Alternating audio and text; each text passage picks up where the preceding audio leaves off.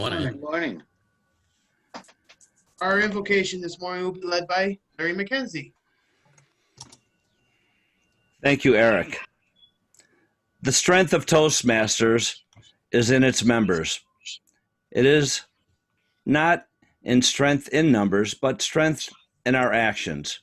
In this meeting this morning, may each and every one of us here give and receive supported coaching so that we continue to develop and grow our leadership and communication skills. Hansel B. Duckett said, "What this country needs is more free speech worth listening to." Today, let us learn to think, listen, and speak so that our speech will not only be worth listening to, but it will move the hearts and minds and souls of those listening. Mr. President. Thank you, Larry. We'll do the pledge.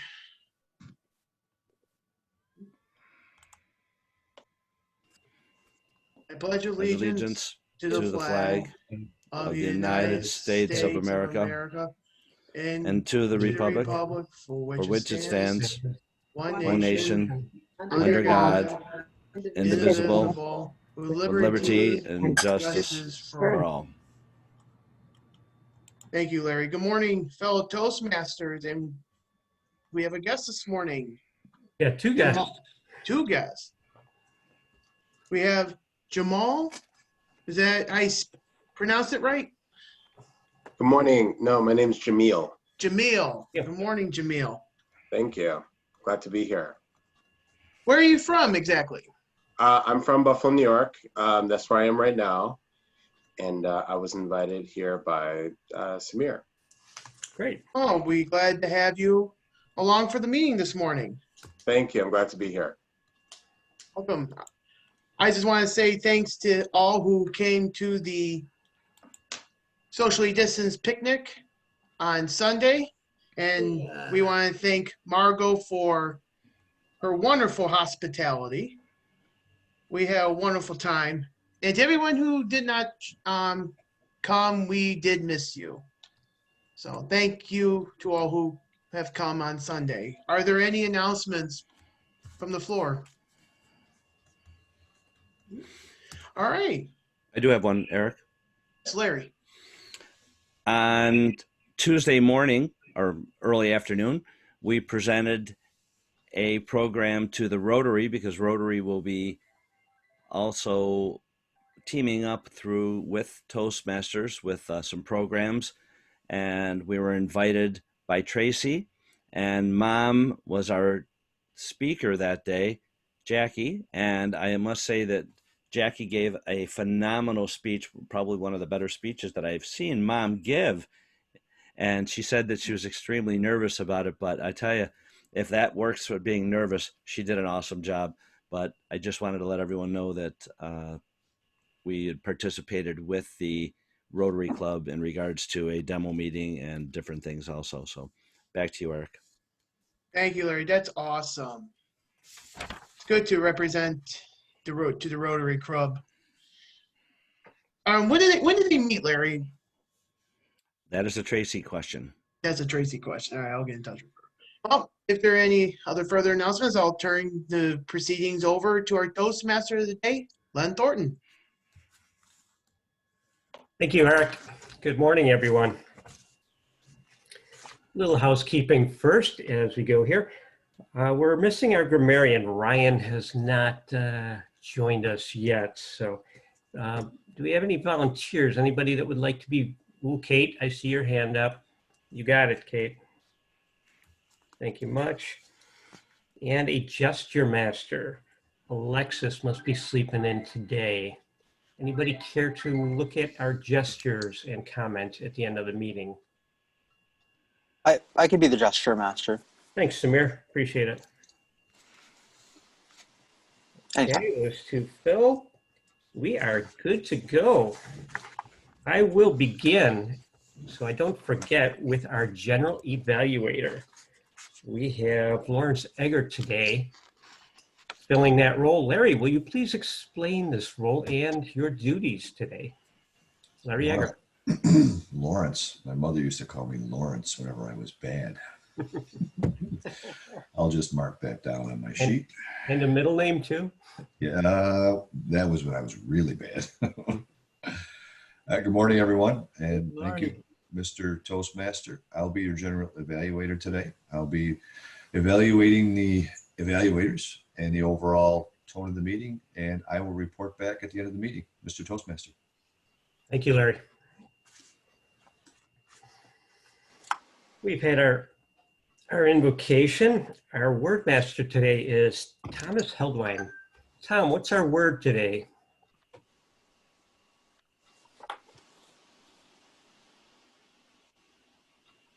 Cannot hear you, Tom. Yep. Oh, I there you get go. out of chat. I just It's placed mobile. it in the. I placed it in the chat, and I had two, depending on how your feelings as far as how it will end go. Either it will be a crescendo, i.e., a high point, like the crescendo of the meal was tiramisu, or it will be remnant. I am a remnant of an older time, and it can be used as an adjective too. I have many remnant tendencies. Thank you, Mr. Toastmaster. Thank you, Tom. So please use, if you have a speaking opportunity today, and especially if you're in our table topics, please use either the word crescendo or remnant. And again, those are in the chat with their definitions if you have any questions. Our master today is Cecilia. Cecilia, please describe your duties for us after you unmute.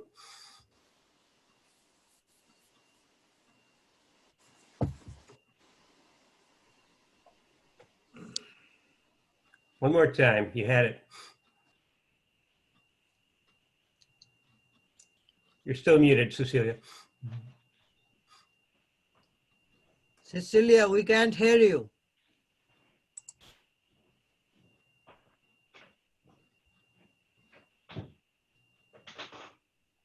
Nope. Yeah, now. Oh, Okay. okay. There you go. Good morning again. Today I'm going to be your master. I'm going to be listening for filler words such as you know or like, and also some pregnant pauses. So I'm going to report back to you. Thank you, Toastmaster. Thank you, Cecilia.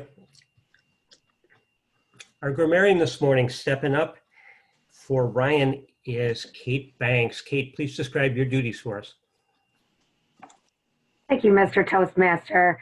I'll be listening for stronger uses of grammar. Let's focus on the stronger uses, folks. I'll listen to the negative and report back if I must, but I'd prefer to focus on the positive. And I think that I love having two words of the day, build a crescendo. That's the best. That's one of the best words. It sounds amazing, but remnant, throw that in there too, Thomas. Thank you for that. All right. Thank you, Mr. Toastmaster. Thank you, Kate. Margot has agreed to step up and be our quote master today. Margot, do you have an appropriate quote for us?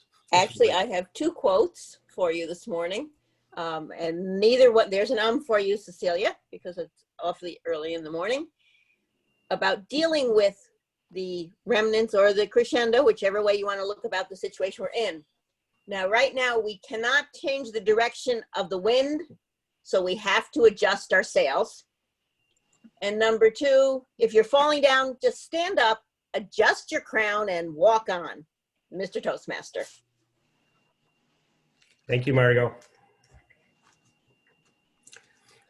First off, on the meeting theme today, COVID-19, how does it end?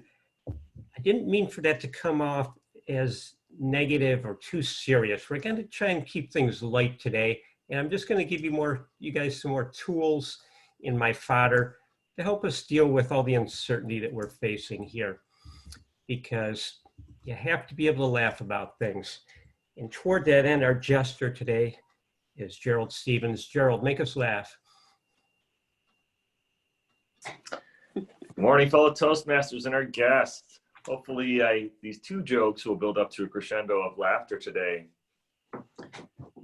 at this time in our world, I know Dave Licata is very excited because football is about to start. It's coming. I know I can't go to the games, but at least you can watch them. So I have a couple football jokes because I wanted to change the speed of things. Instead of talking about COVID, I don't think it's really that funny.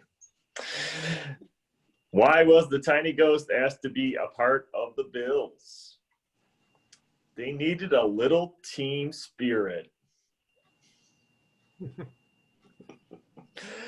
What do football players do when they get overheated?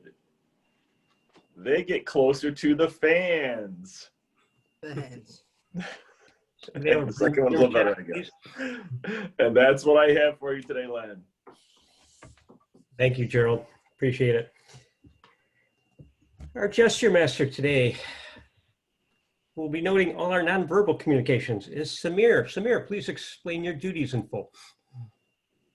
Yeah, so as gesture master, I look for various forms of gesturing during the speeches that can help either emphasize or maybe help the listeners empathize with the speaker.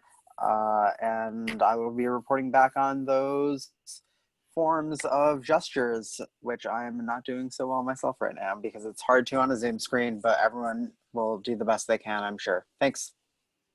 Thank you, Samir. Stop it.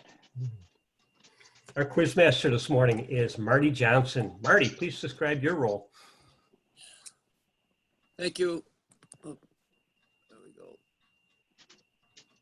Thank you, Mr. Toastmaster, fellow Toastmasters. Good morning, guests. As quizmaster this morning, I'll be carefully listening, and I hope you will be listening carefully also, because at the end of the meeting, we will be having a quiz, and I'll have a few questions and hope you'll be able to provide the answer. Thank you, Mr. Toastmaster. Thank you, Marty. We'll try and pay attention here. Keep the coffee flowing.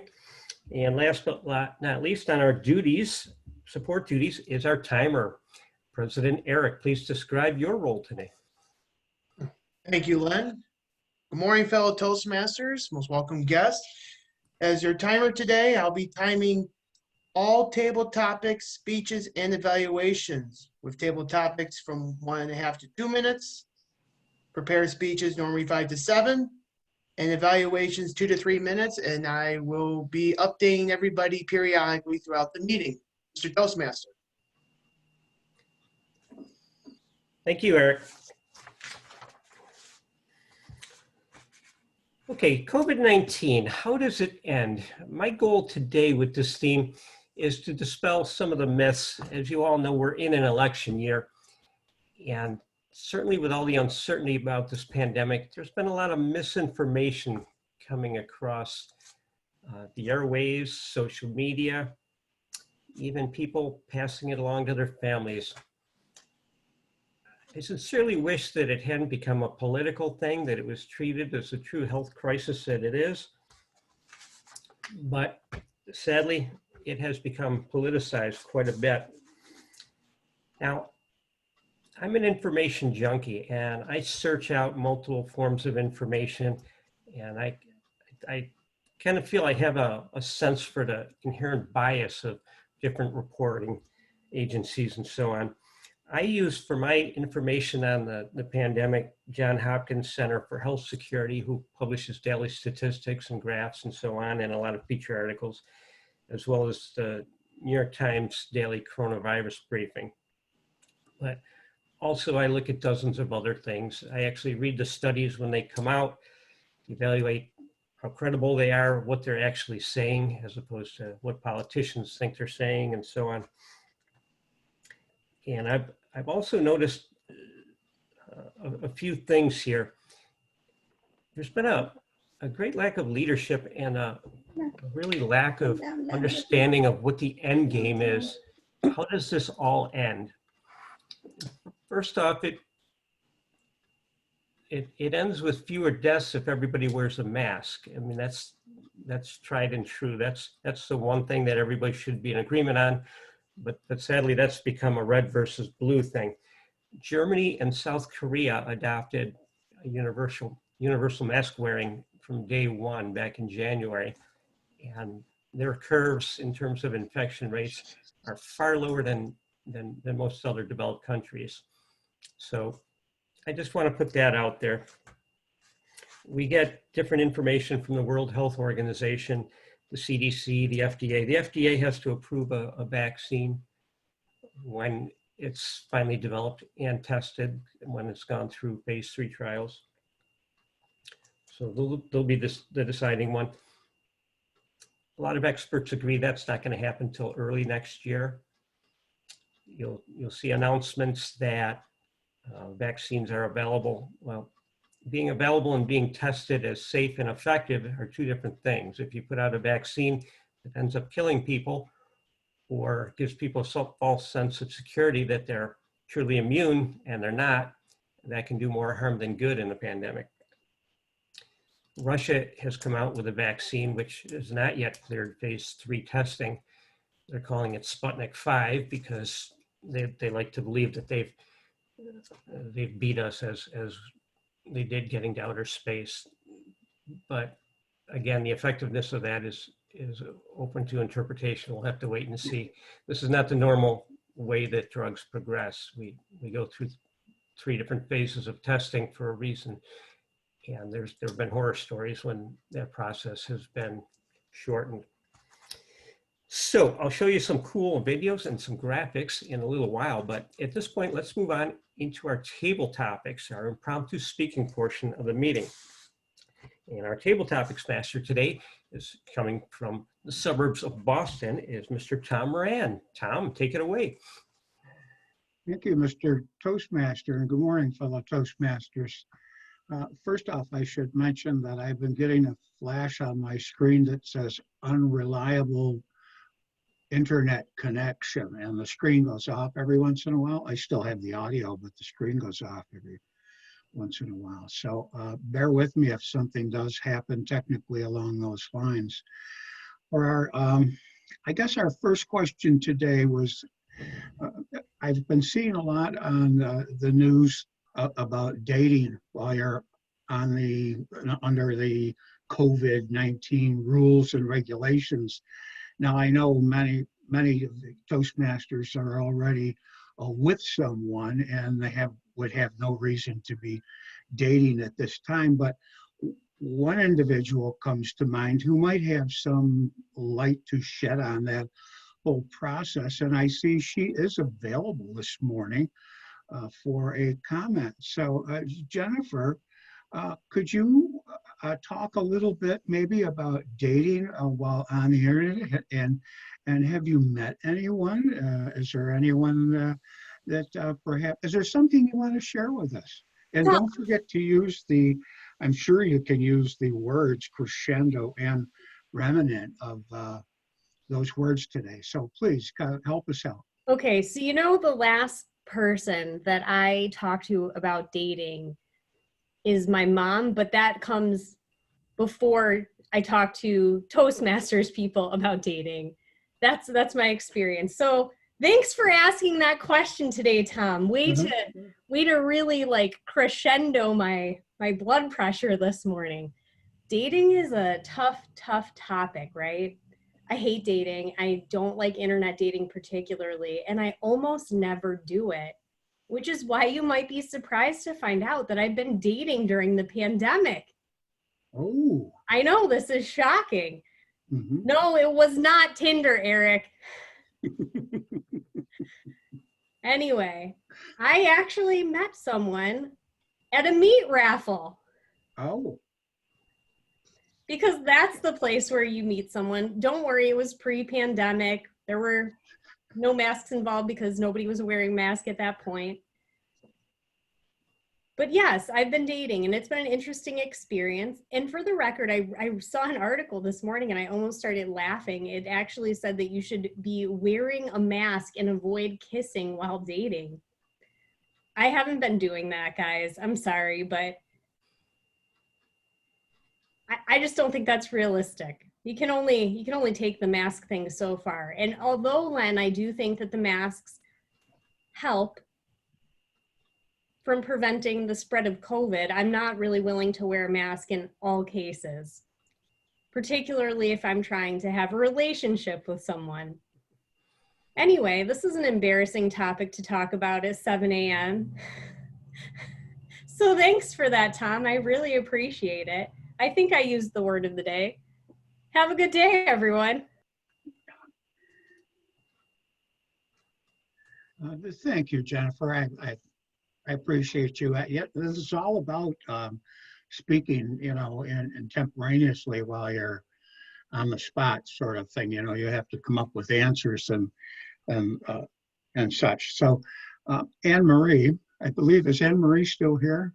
Where is she? Yes, she is. Yes. Anne Marie has not been with us, and recently she was on the evening show at 7 p.m. on Thursday nights, and getting a tutorial on the Zoom program. And I was wondering if Anne Marie, if you could comment on how you're adjusting to this new type of learning situation with the COVID-19.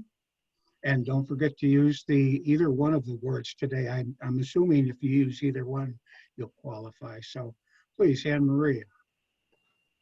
Can you hear me? Yes.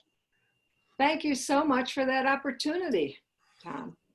COVID has been such a caging experience. Oftentimes I feel like I'm down in a deep pit and it's dark and I try to go in different directions and can't, and I keep repeating the same things over and over again. So it's been pretty devastating, I think, for everybody as a whole. Tom mentioned that I will be starting to teach, and I don't know what I'm doing as far as the technology for Zoom, and I have been practicing. And everybody really helped me last week. Thank you so much in that evening edition. I did teach 3 classes. I just went over the syllabi. It was very boring. Usually in my classroom, I think I get a lot of cues of interaction from students where I look at body language and I look at their eyes, and I can either tone down a subject or expand or ask a question. And I tried numerous times to ask a question or get people to talk. Nobody talked. So I did feel like I was sort of in a deep pit doing a monologue. So I hope that'll improve. I don't know how, but as time goes on and I learn the technology, maybe it will get better. I was thinking about the question of when will this end? And yesterday there was a wonderful article in the paper dealing with the Spanish flu, which was 1918. And it did say that it lasted actively killing numerous people until 1920. But an interesting fact was that it's here with us today. It is morphed into various viruses, and it is present in what we call our flu virus. So it has crescendoed, and it has remained, which is kind of a scary experience. And I see I'm almost out of time here. So that was a little bit shocking so thank you.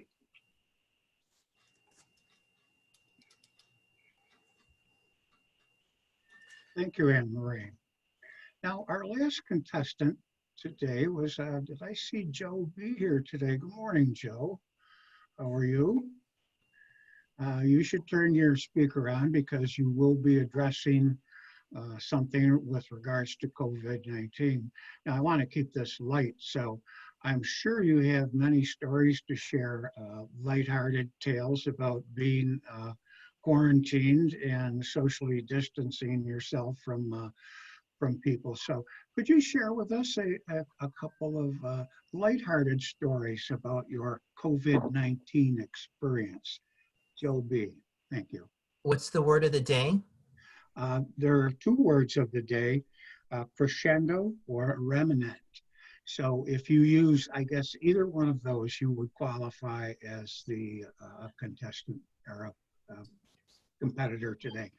Say hello to your mother for us. Okay, go ahead, Joe.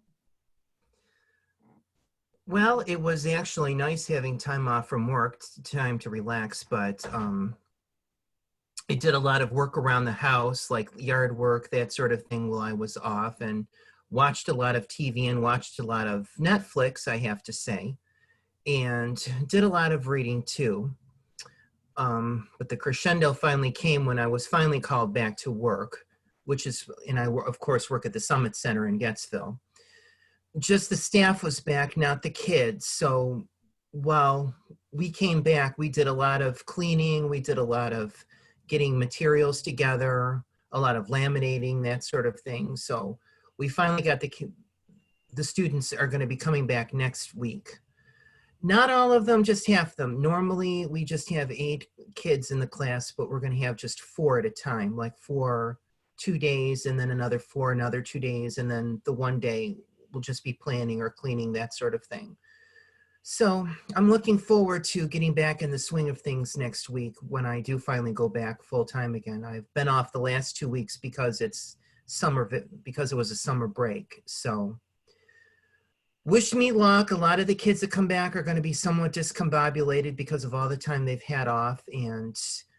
But I think we have a good staff up there, and there's good people that I work with, and I think the kids are going to be okay. So I look forward to, like I said, getting back into the swing of things and see how things are going to go, which I think things are going to go well. Thank you, Mr. Table Topics Master. Thank you, Joe.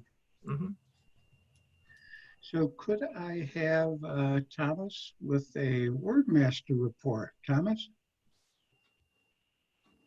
Yes, I'm happy to report that all 3 contestants did use the word of the day, or at least once.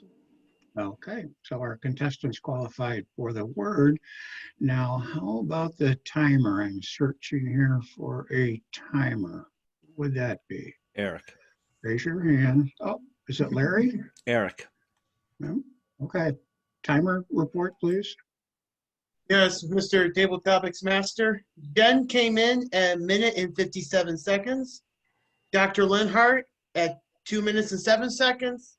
And Joe Budnick at 1 minute and 39. So all of our contestants qualify for tie.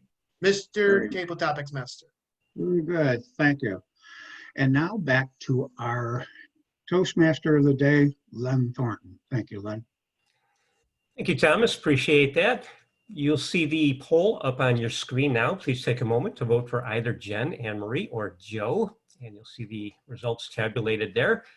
Larry will tuck those away at an appropriate time for later reporting our winners.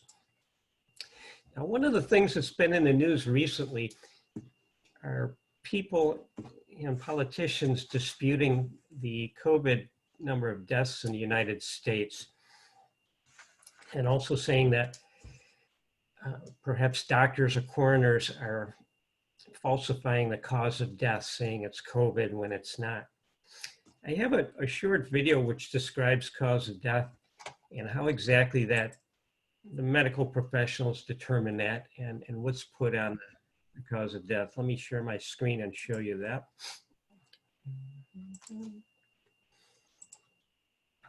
It's a very short video.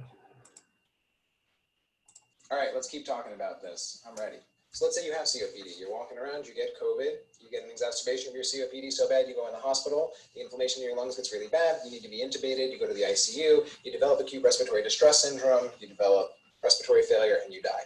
In this example, COVID is the cause of death because without the COVID, none of that sequence of events would have happened leading to the patient's death. Now would be a good time to distinguish between mechanism versus cause of death because a lot of people in my comments are getting those two very confused. So the cause of death is the disease or injury that initiates a chain of events, brief or prolonged, which produces a fatal outcome. In this case, that would be the COVID. Mechanism of death is the physiologic derangement incompatible with continued life produced by the cause of death. In this case, that would be the respiratory failure. And by your logic, we should call up the CDC right now and tell them to cancel all cancer deaths because people don't die of cancer. They die of intracerebral hemorrhage from brain metastases or pulmonary emboli from hypercoagulable states of malignancy or sepsis from prolonged immunosuppression. But we don't do that because without the cancer, none of that would have happened and they wouldn't have died. You picking up what I'm putting down? Okay, so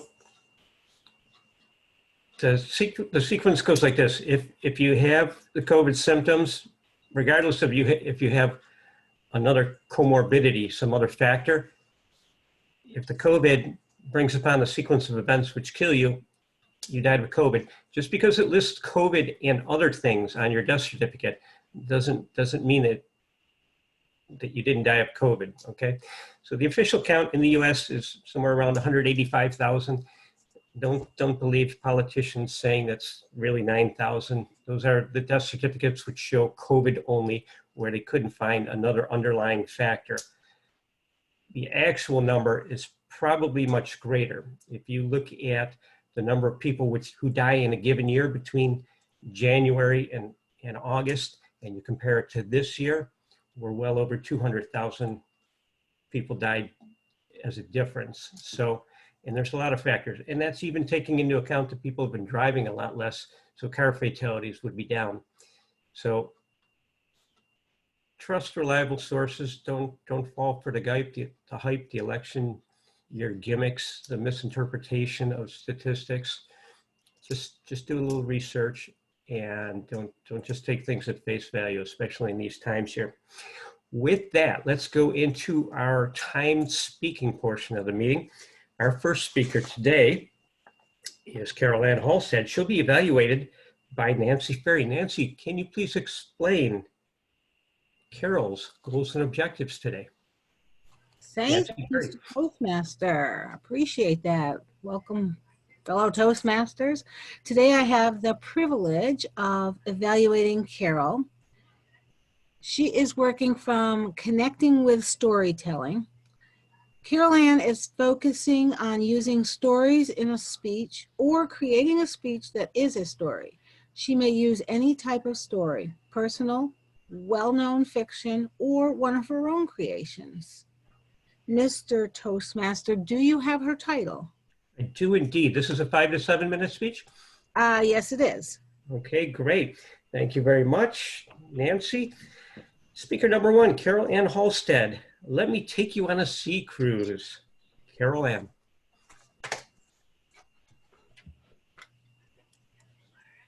On October 27th of last year, my husband Dan and I, along with our good friends Joan and Bob, boarded the Celebrity Eclipse in LA Harbor. I always hesitated taking a cruise, thinking of seasickness, and maybe I watched Poseidon Adventure and Titanic too many times.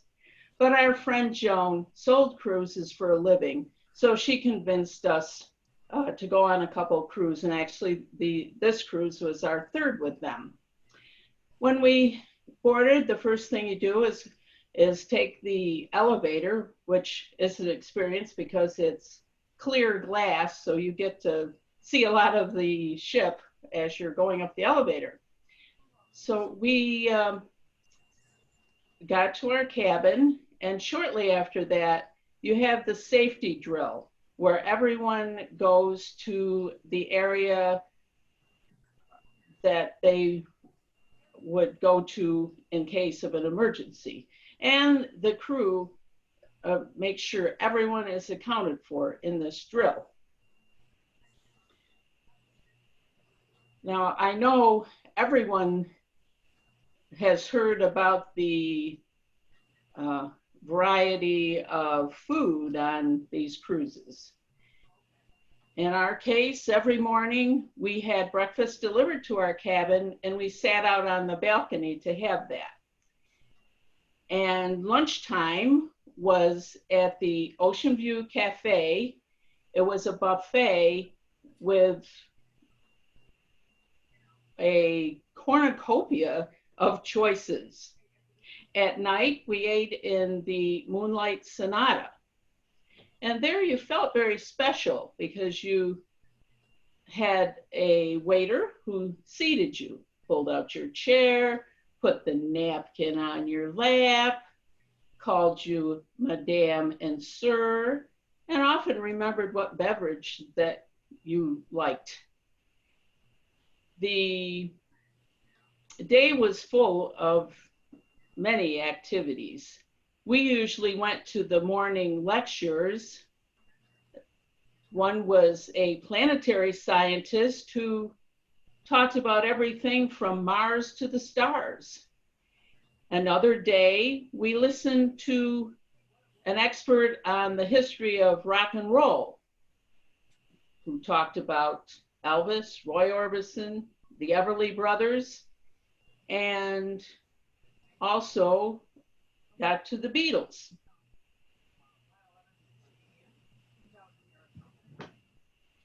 Our friend, Joan, who was expert in planning cruises, managed to get us some perks.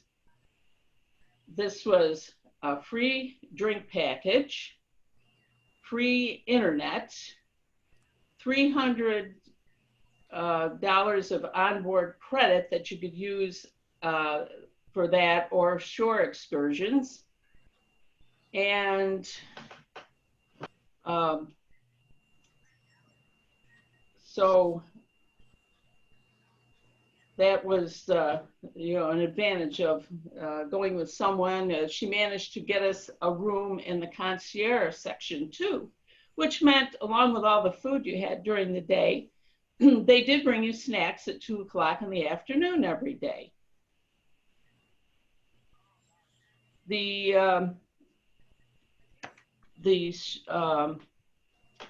shore excursion, well, it was a 15-day cruise. 5 days it took to get to the Hawaiian Islands with 4 stops. And then we made a stop in Mexico on the way back home to LA. Now, everything didn't go totally smoothly. Like sometimes the waves hit a high crescendo. And I would like to tell you more at a future speech about our shore cruises, because as you may know, Hawaii has beautiful scenery. So until I'm able to give another speech, I would like to wish all of you a bon voyage. And one thing that I had failed to show you is we had Captain Leo at the helm, and here is a picture that I don't know if you can see well, but it's the captain and my husband and I. And every morning he gave a speech over the public address system. Well, just addressed what was going on for the day. And he also gave us a word of wisdom that he had heard from his grandfather back in Greece. And again, until next time, bon voyage, Mr. Toastmaster.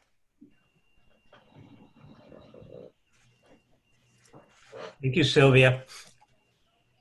Our next speaker this morning is, I'm sorry, Carol Ann. Our next speaker is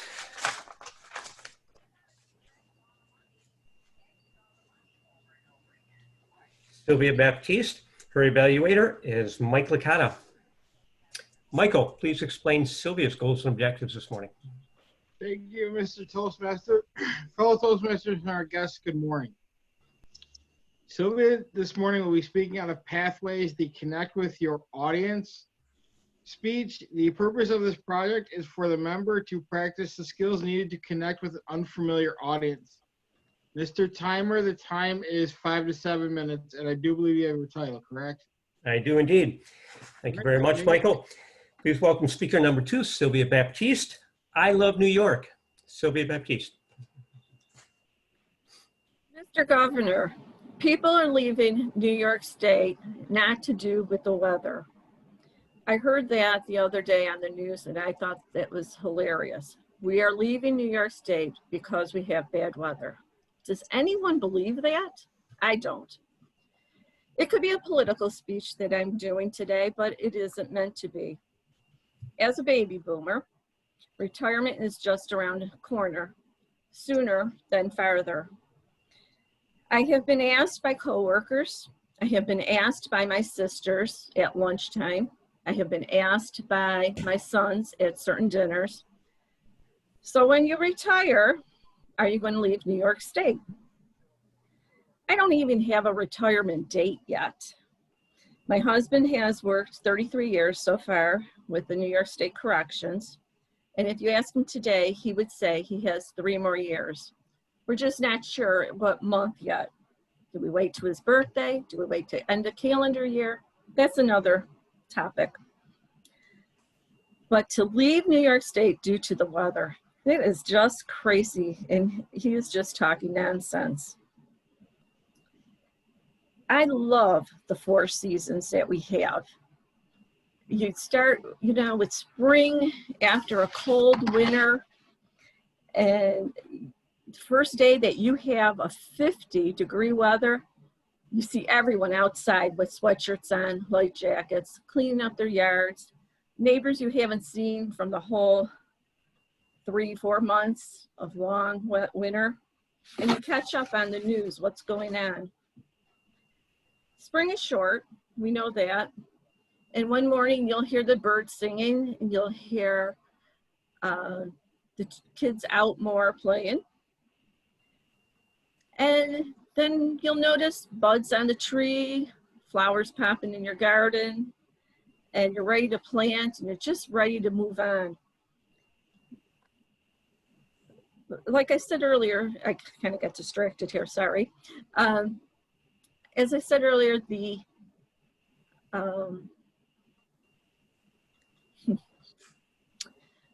spring is short and we go right into a summer half of the time, really quick, and it's hot, and you do more things. You have fresh cut grass smells.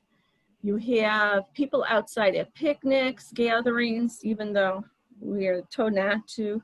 We have 4th of July holiday in there. Everyone's looking forward to 4th of July. And then the next thing you know, it's fall. And that is my favorite time. I love fall. I love the beginning of the new school year. I know, crazy, isn't it? But it feels like a new year, not January as a new year. Kids are getting ready for school, meeting teachers, meeting new employees. It seems to have a turnaround at that time.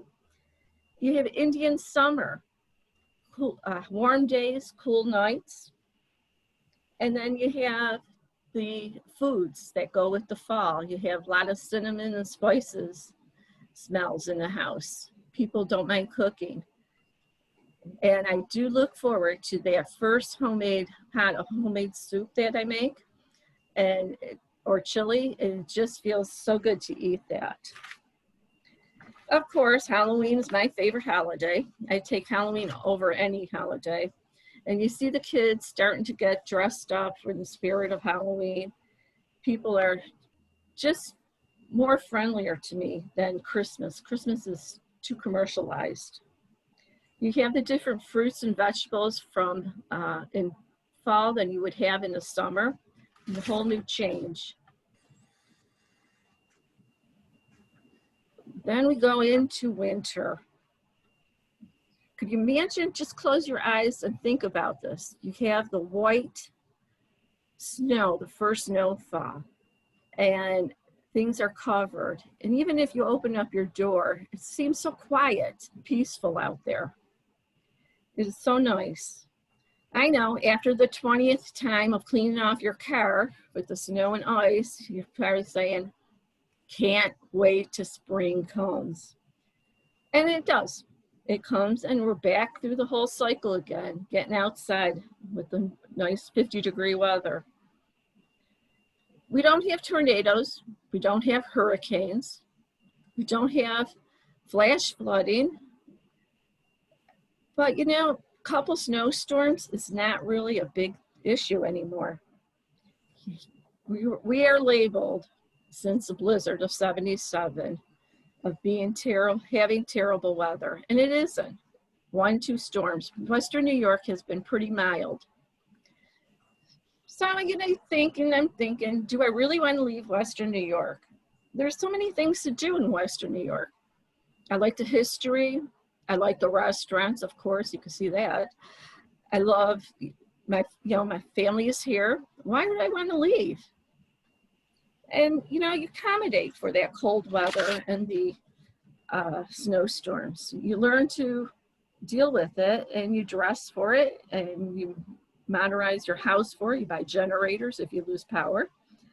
And it's kind of fun to just get ready for a storm. I know, fun, isn't that crazy? But it's a challenge, and it's turning to be a sport, and we like that. I have been to other places in New York State, and New York State is very pretty.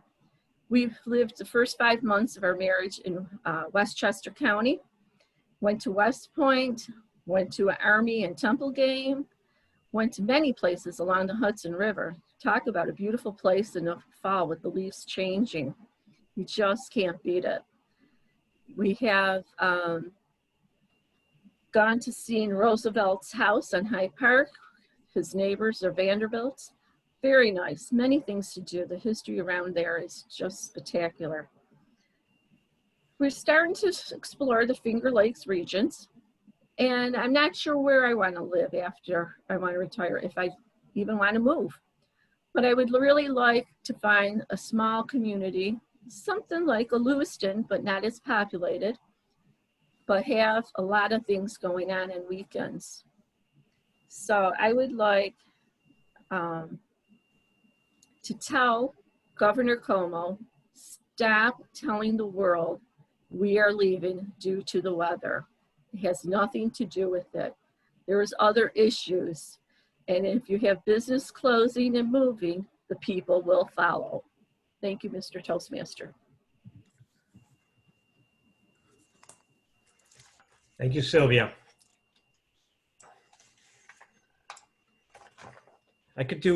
Personally, I could do without February and March if I could spend those someplace warmer. It's just that winter's a little too long.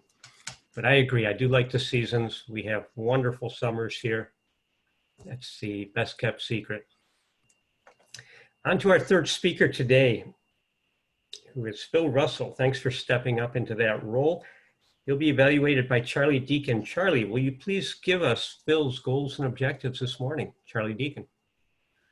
I'll try, but my apologies to Phil. My mind and my hand don't work very well together. He's speaking from the social part of the and he's praises of individual, and there's more to that, but I lost in my mind. But Mr. Timer, it's 3 to 4 minutes. Back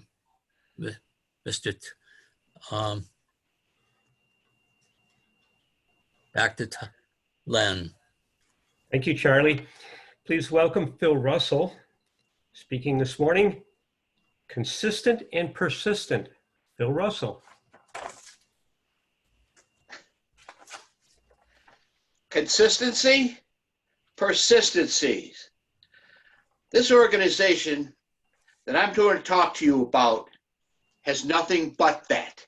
And you probably, every one of you, could come up with even better or more descriptive adjectives to describe this group.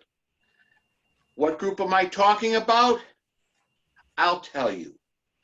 AM Lockport Toastmasters. Mr. Toastmaster, fellow Toastmasters, our guest. A long time ago, 1982, Lockport had no Toastmasters. Then it started one. That very year, or shortly thereafter, they started an advanced group. They called it just our advanced group.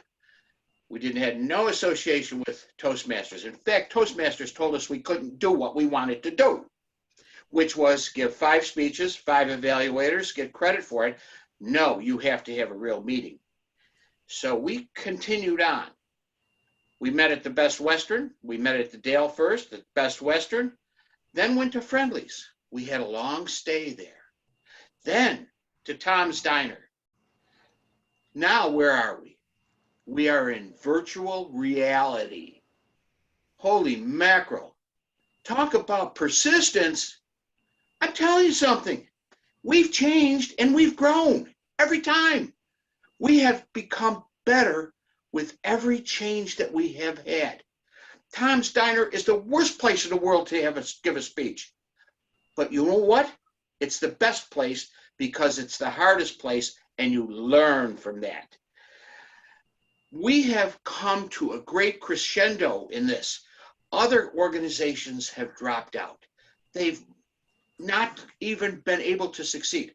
From that group and the new Lockport Toastmasters, they no longer exist because they weren't as consistent. They didn't meet every week like Lockport did. Lockport did. The evening group, they started almost on time and they ended somewhere around midnight. Now, nobody could tolerate that because it just went on and on. It wasn't like our social, which has developed and we get people because it's a social hour. Toastmasters meeting is a meeting and it starts on time, it ends on time. It's consistent. It's persistent. I've never seen anybody that, what's the word?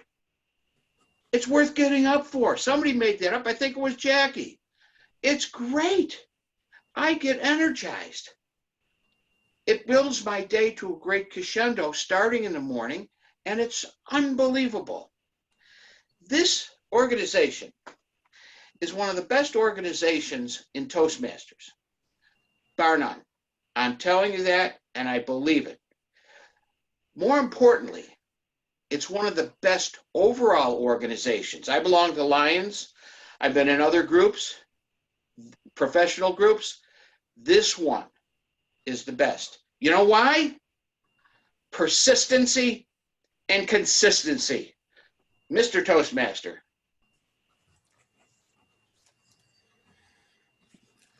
Thank you, Phil.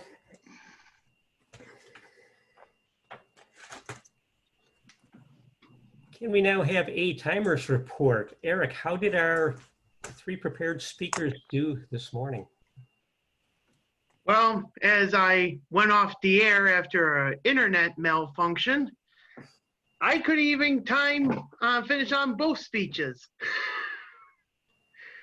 So I'm gonna give everybody a pass and everybody qualify. I have Carol Ann at 5:48. Sylvia, I think she made time, and Phil made time, so I couldn't even give you a precise answer. They did indeed make time. I was following along with my own stopwatch just for the color banner there. So congratulations to all 3 of our speakers. Larry is putting up the poll. Please take a moment and vote for the best speaker.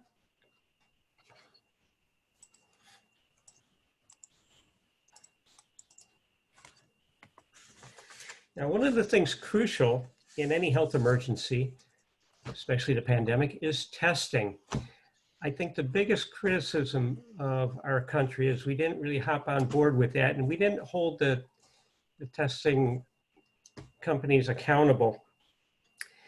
In Florida, they used Quest for about 30% of their testing.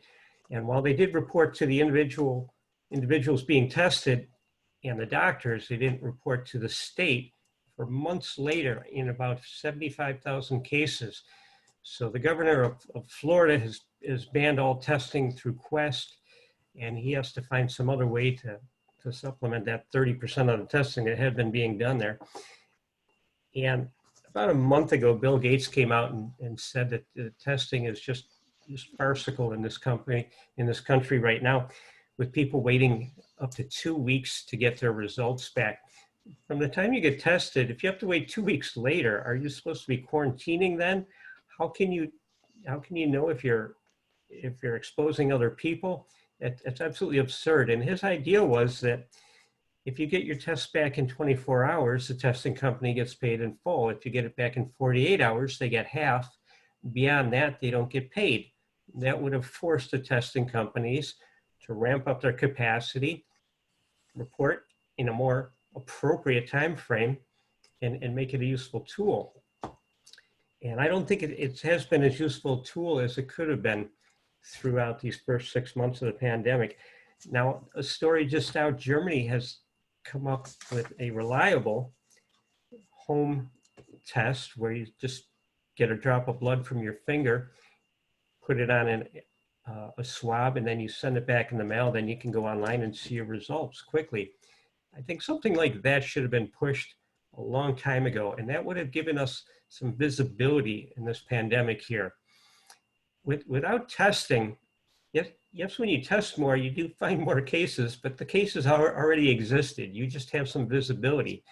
Without appropriate testing in a modern country, it's like driving a car with your eyes closed. You can get away with it for a short period of time, but you're not going to make all the turns. It's just ludicrous. And so with that, let's get on to our evaluation portion of our meeting. Our first evaluator. Evaluating Carol Ann is Nancy Ferry. Nancy, take it away.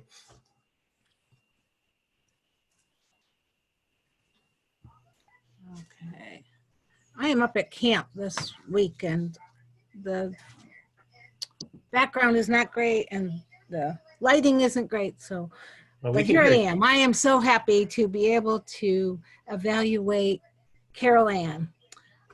And I think of, ooh baby, that earworm stuck in my head since you sent me the title of your speech. Let me take you on a sea cruise. Carol Ann, you created your own story as you took us on a sea cruise with your husband and your friends. You shared some of the events. You helped us feel a special ambiance as you described how well you were treated on the cruise, including such details as how the napkins were placed on your laps before the meals. I felt like I was on the cruise with you, Carol Ann. I've never been on a cruise and I've never really wanted to. However, after your detailed speech of this wonderful cruise, I feel like maybe I would give it a try. Not sure. Carol Ann, you also requested that I take a careful, watchful eye on your expressions, your gestures, your eye contact, as well as how you connect with the audience in those respects, but as well as ahs and ums. I did hear quite a few ums. There was a place where you got stuck and restarted and had some hesitations. One other thing I noticed, and I'm not sure if this was part of the Sea Cruise theme, but you rocked back and forth from side to side. And I don't know if you were feeling that you were on the boat and you could feel that sensation. It was somewhat effective, but it did make me a little bit seasick. A few suggestions. Perhaps the beginning of the speech could have opened with some opening line from the song. One of the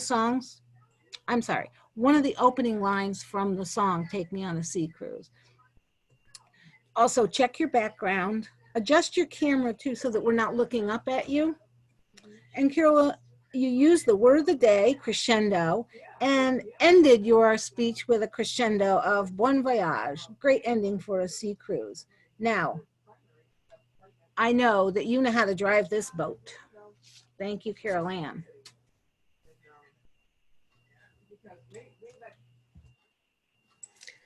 Thank you very much, Nancy. Our second evaluator today is Mike Licata, evaluating Sylvia. Mike, take it away. Thank you, Mr. Toastmaster, fellow Toastmasters, and our guests, and especially Sylvia. Sylvia, I know this is a really well-researched topic. Your passion came through. I know your passion came through in your speech.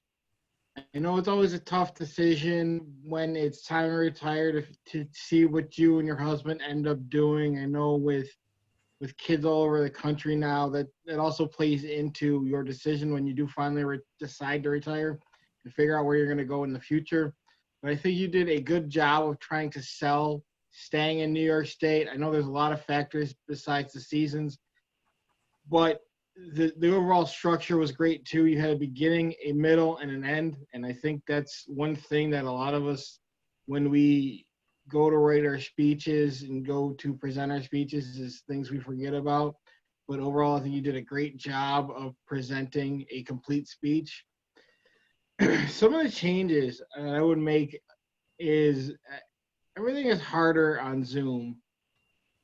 Certain things, not everything, but certain things are a little bit more difficult. But I want you to rely less on your notes and speak more from the passion that you have for the state through better vocal variety, through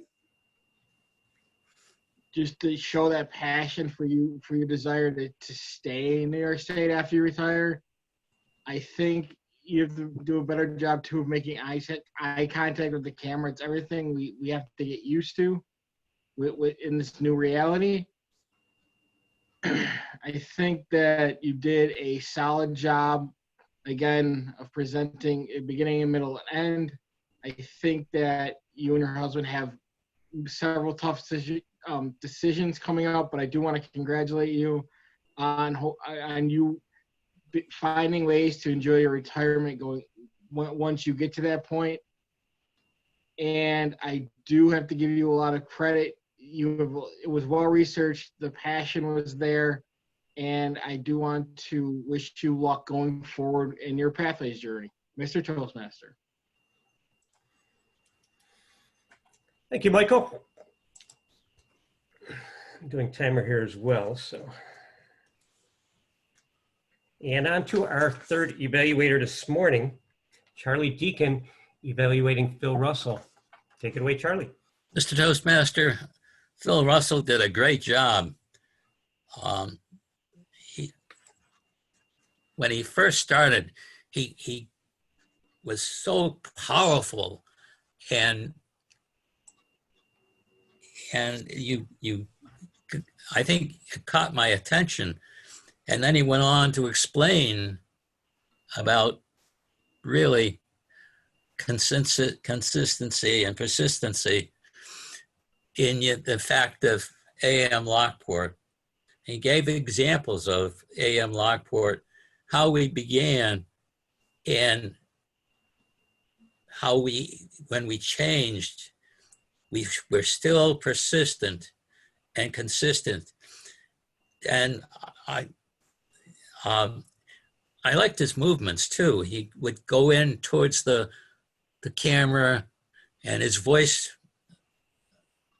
changes were great. He really was giving us an idea of how great AM Lockport is. One of the things I would suggest, how come when we were persistent and consistent, how did it affect us? Did we lose people? How by being persistent, we really gained people, and we've kept them, and we've been so great. And I think he needed to he needed to put that into words. But I enjoyed it, and I know I'm didn't make time, but I really enjoyed his speech, Mr. Toastmaster. Thank you, Charlie. And Eric, not sure if you were timing. If not, I do have everybody's time. I have everybody's time too, so I kept up with you too, Lenny. Go for it, Eric. All right. All of our three evaluators qualify. Nancy at 2:35, Mike Licata at 2 minutes and 21 seconds, and Charlie Deacon at 2 minutes and 4 seconds. So all of our evaluators qualify. Thank you very much, Eric. Now please take a moment to cast your ballot for either Nancy, Michael, or Charlie.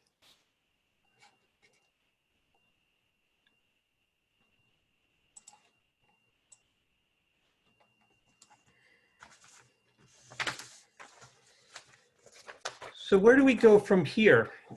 Of course, there will be a vaccine developed. It will be safe and effective. And the CDC is rolling out guidelines and tests in 4 states, which will be the early ones, 4 states and the city of Philadelphia, who already have some plans in place for implementing mass scale inoculations. There's a good chance it will require 2 injections, probably about 30 days apart. The vaccine will probably have to be refrigerated, so that involves a lot more care and handling and storage and so on. But it will be safe and effective. Will it totally put an end to all of COVID? No, that will exist for years and years because not everyone will be inoculated, and it simply won't work in 100% of the people. So it will drag on. So I think this concept of social distancing, of wearing a mask around people, will be with us for several years to come. And that's not necessarily a bad thing. Life will return to somewhat normal probably next summer. Okay, as the people at highest risk, elderly, people with pre-existing conditions, people in institutions who are incarcerated or nursing homes, they will be given the vaccinations first and then on to the general public. But there are hundreds of millions of people, billions of people worldwide. And as we've seen before, outbreaks can spread very quickly to unvaccinated, unprotected populations. One good thing about this is the flu season. Traditionally, that would be starting around now, and they don't really know what to expect. In a typical year, the United States loses about 60,000 people to the flu. And most of these people are elderly or have pre-existing conditions or very susceptible to it. And it triggers the respiratory problems, which lead to their death. So in a typical year, we would have 60,000 people dying of the flu. Because of social distancing and the care we're taking and the masks, that number could be a lot lower, but it's all going to be complicated because obviously the symptoms are very similar to COVID. So it's a very, very difficult time of year, and the experts are it's a toss-up on what we're going to see this year. Couple that with all the kids going back to school, both the colleges and primary school. It's going to be some interesting times here. So hang on tight. One thing they found, which I don't think has gotten enough press, it's very difficult to spread COVID through touch, through contact and surfaces. Yes, if somebody sneezes, who's infected, sneezes on a surface, another person touches that handrail and rubs their eyes, yes, you can get it. But that's been overplayed a lot, and this hygiene thing with wiping down surfaces, I think that's more of along the line of like the security theater that we have in airports. It's called hygiene obsession there. Not a big deal. Also, what you can spread indoors is far greater, because of course it's spread by droplets. What you can spread indoors is far greater with recycled air than outside. So any event outside is 100 times safer than inside. And a lot of schools have kind of picked up on this, and they're keeping windows open. Like New York City intends to keep all the classroom windows open, even if it's cold outside, because you get some fresh air circulating, and it dispels these droplets which can linger around infected people. So that's the extent of what I've researched. Let's go into our reports. And first off, I will call for, excuse me, our master. Cecilia, how did we do with our ahs, ums, pregnant pauses, and filler words today? Cecilia Marcy. You're still muted.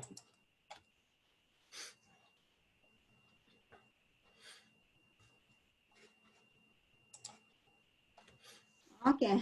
There you go. Okay. Thank you. Good morning again. I have some good news this morning. There's only a few people. I'll start with Tom Moran. Tom said, I guess. I think that's considered a. And Margot, 1 A. And Jane said, you know. Joe had 3 so. Sorry, Joe. And Lynn, you have 4 so. Maybe because you talk a lot. Carol Ann, sorry, Carol Ann had 2 A's and 2 so's and a few pregnant pauses. And Sylvia, 2 A's, 1 like, another, and I know, you know. And Phil Russell, just 1, you know. And Charlie, I can give a break for Charlie because he explained that. So Charlie has 1 and Nancy had 1 so and and Mike Licata, I know, I think, and that's it. Thank you. Thank you, Cecilia. Back to you. Next up, our grammarian, Kate. How did we do with the English language today? Kate, thanks. Thank you, Mr. Toastmaster. For our guest, Tamil, I'm not sure if you're from Buffalo originally, if you're from Western New York or moved here from elsewhere, but here in Western New York, we do speak flatly, and we are trying to be better speakers in this club. That's why we're here. So we're trying to improve our professional and interpersonal speaking skills, to improve our diction, improve our listening skills. It just adds to our credibility as speakers. And so we all are aware of this, but we get lazy sometimes. And I'm taking the page again out of Margot's book, and I won't call anyone out. I will just list some negatives and some positives. So the negatives are always dropping G's and D's and not finishing our letters. So gonna, you know, thinking, wanna, something going to lotta. And instead of saying and, I heard a lot of stringing sentences together. My last report, there were a lot more negatives though, so I think folks were doing a better job. And then our strong language, crescendo, culminate, remnant, dispel myths, crisis, politicized, information junkie, inherent bias, devastating, caging experience. I will call out Anne Marie. I loved that description, caging experience. I don't love feeling it, but excellent words. Monologue, discombobulated, hype, gimmicks, misinterpretation, modernize, consistency, persistency, virtual reality, bar none, farcical, and sea cruise. Well, imagine the sea cruise right now while we can't go on them. Thank you, Mr. Toastmaster. Thank you, Kate. This time, let's jump over to our general evaluator. Hopefully he's had some time to compile comments on our evaluators. Take it away, Larry. Thank you, Mr. Toastmaster. Did you want me to call for the rest of the job holders as well? I'll do those after you. I did want to give you the opportunity to use the word of the day and to give us some quiz fodder as well. Very good. So at the beginning of the meeting, you built a crescendo. Make sure I use those words. Didn't leave me as a remnant at the end. Pretty good, right?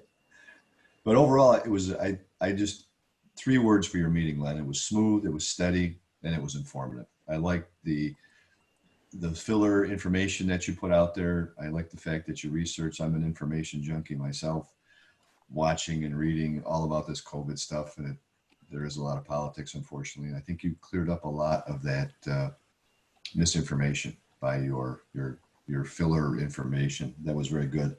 The one thing I thought was interesting is you mentioned that we could read our own death certificate. And I was trying to process how I was going to do that. Hopefully I won't have to. You're a backup timer. Again, part of the efficiency of it, you made sure that the meeting ran well by just being a second for Eric, which worked out well because his internet failed for a short time. That was good. Kept the meeting going very well. So overall, I think it was a very good meeting. For the evaluators, Nancy Ferry, and first of all 3 evaluators, I think, did a great job.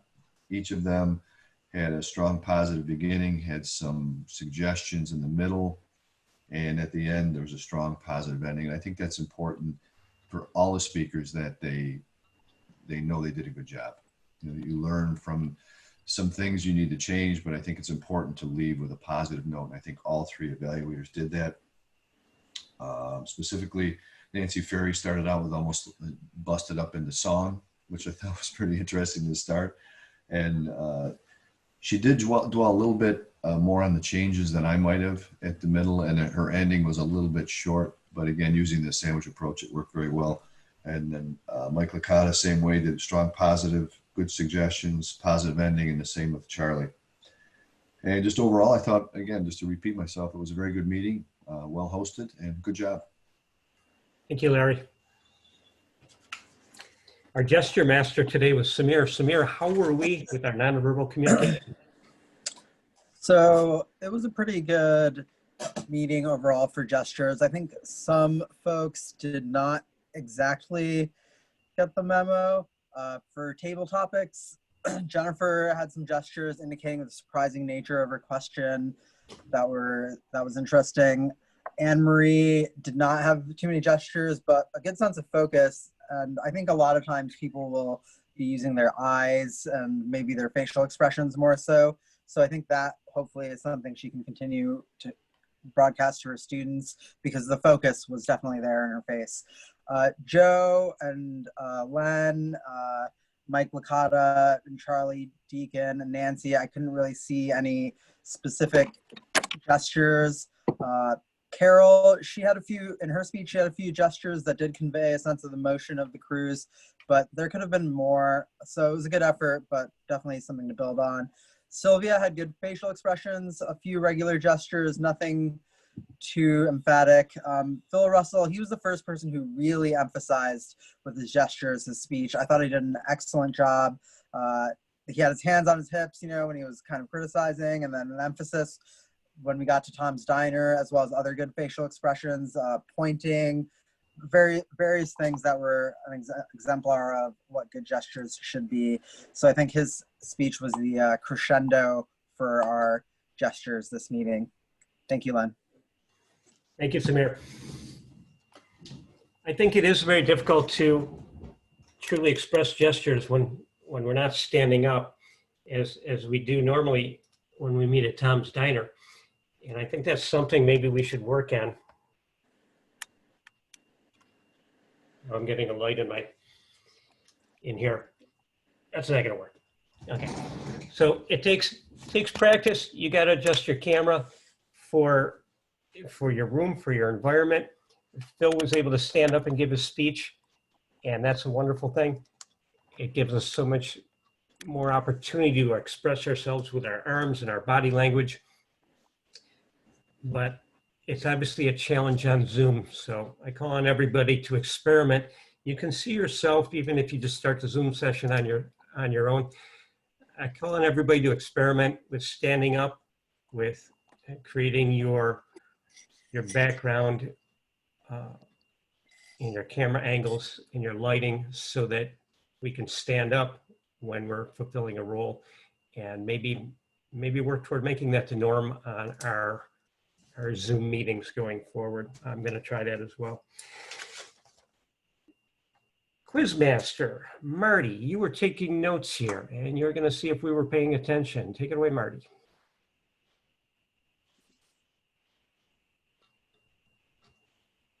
After you unmute.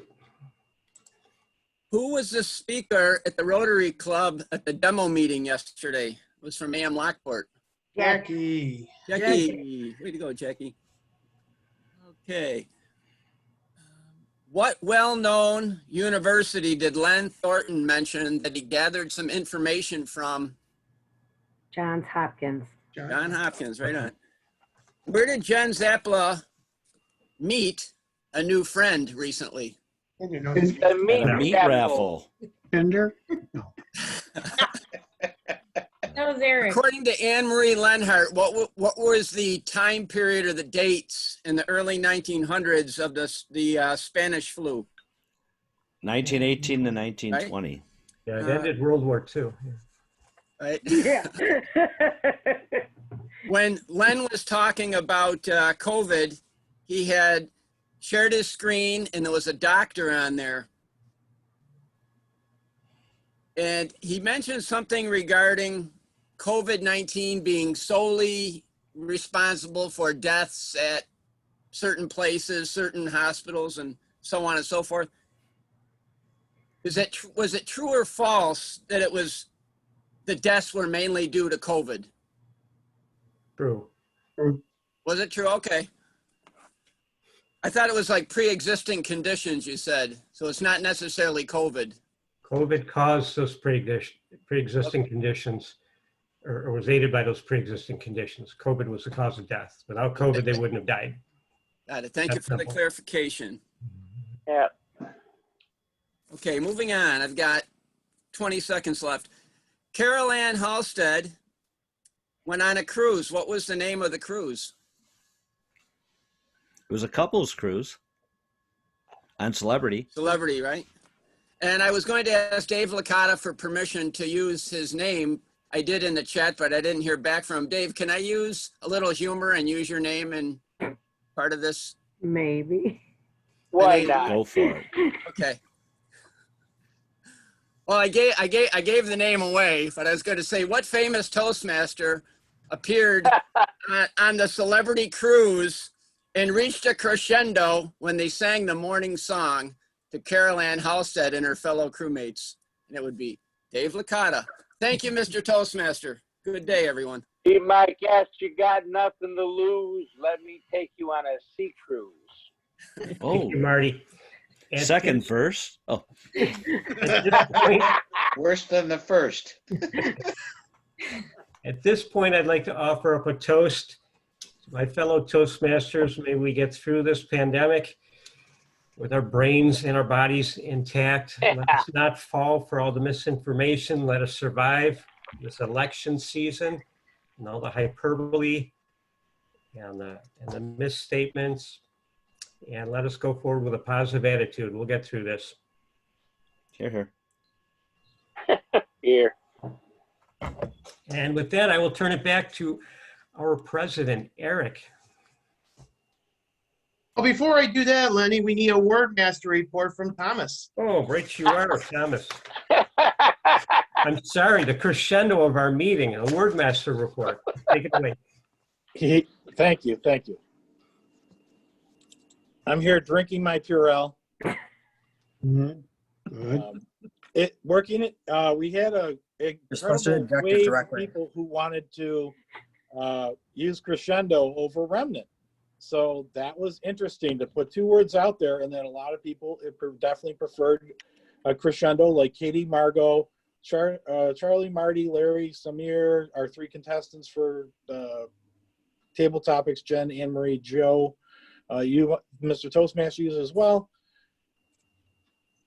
Working in healthcare, I just want to say one thing real quick. We all probably remember the 80s, those of us that are old enough, and all the craziness that went on with that virus. And now looking back at it, 50% of all married couples don't have AIDS. It's not widespread. We came up with treatments. We're going to get through this one too. The portal of entry into the body is the lungs. You can help yourself by making sure that you're having enough vitamin D. Currently, the death count in the EU is approximately 180,000, but it's almost 200 times that have the long-term effects. They're seeing echocardiograms of heart muscle damage in people who didn't even, non-symptomatic people have heart damage. There's lung scarring, and there's increased risk of other underlying brain issues, Alzheimer's later in life. We'll find those out as time goes on. So I want to say, use your hand sanitizer. Don't do this where you'll try and wave it off. Keep your hands together, keep it in there, and keep them wet as long as you can. It takes 20 to 30 seconds wet in order for this to do anything. If you're one of these people who rubs them together real quick and tries to dry your hands off, don't. Keep them wet. I suggest taking vitamin D, but talk to your doctor. And even CNN has turned around on hydroxychloroquine. If you actually think you have the symptoms, make sure you get on that right away. The curing of the limiting of what it does and the death rates are halved. So don't fall into that. Make sure you please follow your doctor's advice and ask. That's all I have. Thank you, and hopefully that's a nice crescendo, Mr. Toastmaster. Thank you, Thomas. And with that, I will turn it over to our president to announce our award winners and final thoughts from our guest. Thank you, Len. Wonderful meeting as always. I would like to ask our guest, Jamal. Jamal, how you liked our meeting this morning? Jamil, sorry. Thanks for that. I enjoyed it. It was good. Oh, look, I'm saying I enjoyed it, and I'm looking forward to attending again. Please come back. We would love to have you again. Thank you for joining us this morning. Thank you. You're welcome. On to our winners this morning. Our best table topic speaker this morning is Dr. Lenhart. Congratulations to Dr. Lenhart. Our best evaluator this morning is Charlie Deacon. Congratulations to Charlie. And our winners for the prepared speeches is the one and only Phil Russell. Congratulations to Phil. Are there any Thank you. final? You're welcome. Are there any final announcements this morning? Go ahead, David. Mr. President, Yes. I did win Split Club. It's about $12 show me. Thank you.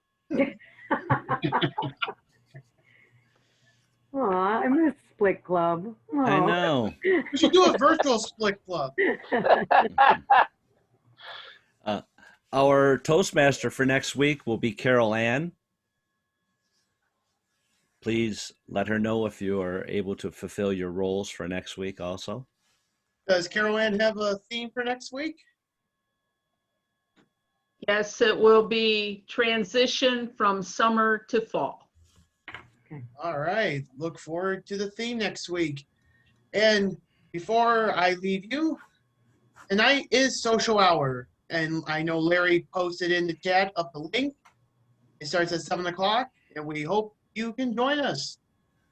And with that, I wish everybody a happy Thursday. Enjoy the rest of the week and have a great Labor Day weekend. Be well, be safe. We'll see you soon. Thank you all. Thank you. Jen couldn't bring the new boyfriend to